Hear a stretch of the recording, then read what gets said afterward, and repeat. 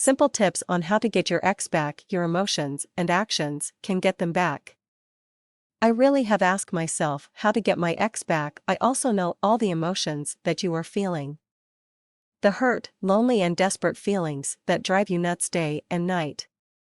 These feelings can be the major force in your daily life until you either learn to live with them, and that can take a long time, or unless you learn how to get your ex back, and that's what you're most likely looking to do by reading this. I know how hard these emotions are to overcome when you can't seem to get your ex out of your mind for even a second, it seems.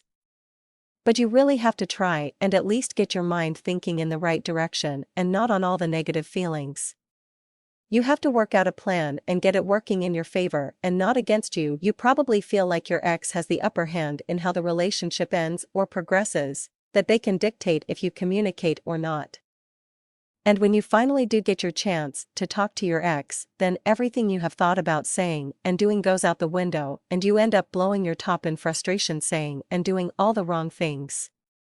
That only gives them the feeling of even more power over you and making it much harder the next time you try to talk things out. Learning how to get my ex back. I made many of the mistakes the same way everyone does.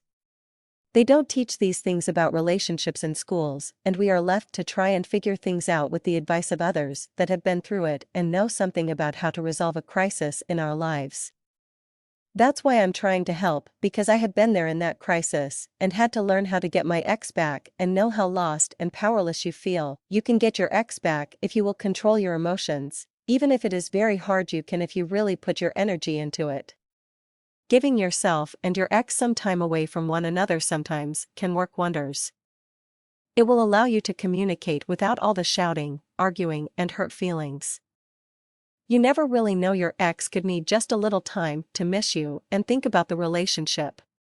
You can take that time to decide about your next move, about what to say and how to say it without causing conflict. When trying to find out how to get my ex back, it took a lot of work to keep my emotions in control so I could think and not let my actions come from hurt feelings, but from a well thought out plan. You also can do this and gain control over how to get back in good with your ex. Do not listen to others that give advice like it's best to just forget about it and move on.